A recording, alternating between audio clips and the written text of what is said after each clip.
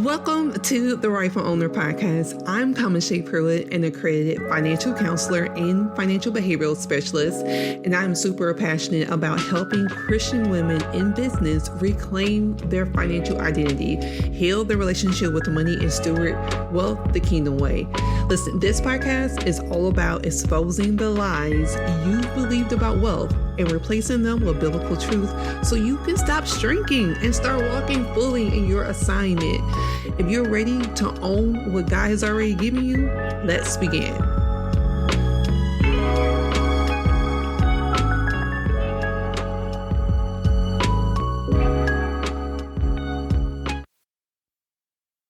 Hey friend, welcome back to the Rightful Owner Podcast, where we talk financial discipleship, kingdom stewardship, and how to run your business in alignment with God. And not just for success, but for surrender. Listen, this episode is for the woman who's done all the things and still feels stuck. You've taken the course, you've posted the content, you've prayed, planned, and launched, and yet the breakthrough hasn't come through. You're tired, and not just physically tired, you are emotionally exhausted. You've started to feel like hope is risky because you've been let down so many times. If that's you, I see you. And I want to offer you something you may not even realize that you need. And that's the permission to surrender the results. So let me paint this picture for you. You've been obedient. You've created the thing that God told you to create. You've shown up faithfully, without a crowd, without applause, but you're still watching potential clients ghost you. Your content is barely getting engagement. You feel like you're putting in 100% and getting back 5%. And it's messing with your heart because you know God called you. But now you're wondering why the results don't reflect the effort. Here's the truth that changed everything for me. You're responsible for the obedience, not the outcome. I'm going to say it again. You're responsible for the obedience, not the outcome. You can market, you can plan, you can build, but only God brings the increase. In 1 Corinthians chapter 3, verse 6, it says, I planted the seed, Apollos watered it, and God has been making it grow.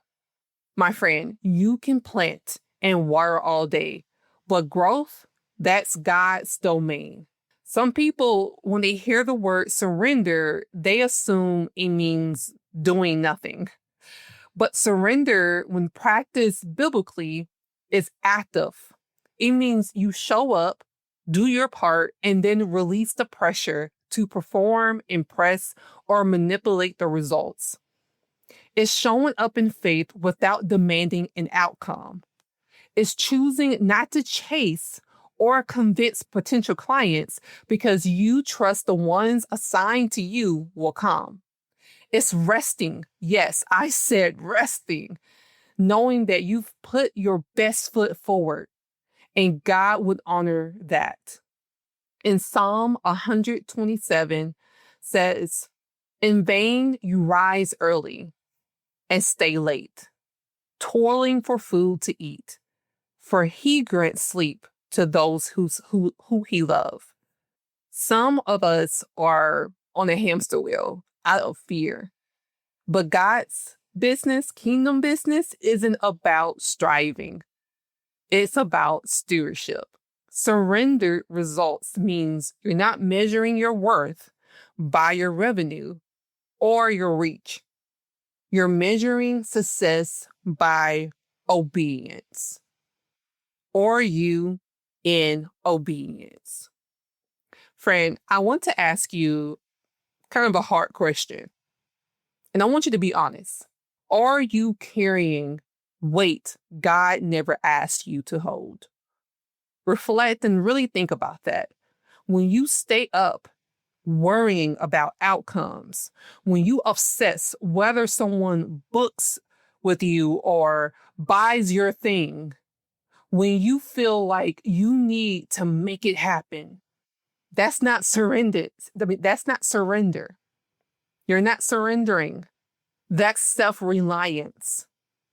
In Matthew 11:28-30 reminds us, "Come to me, all who are weary and burdened, and I will give you rest. For my yoke is easy and my burden is light." Rest is part of your birthright. Remember, you are a rightful owner, and a part of your birthright is rest. So you don't have to hustle for your worth. You don't have to manipulate the result.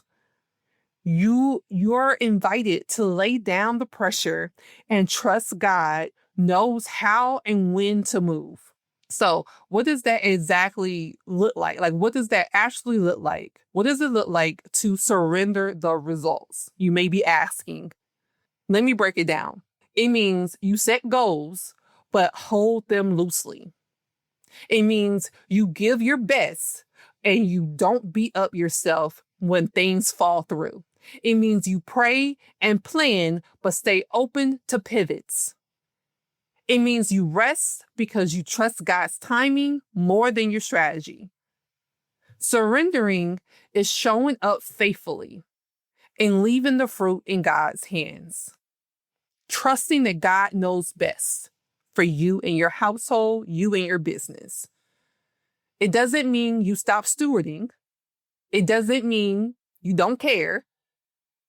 It means you release control and you receive peace in its place. So, friend, as we move over to our next segment, Courage to Own moment, I want to encourage you. If you've been worn down from trying to make everything work, if you started to feel afraid to hope again, this is your invitation to rest in your birthright. You were never meant to carry the result. That belongs to God. Here's your Courage to Own moment for this week. So I want you to write down one thing you've been obsessing over in your business.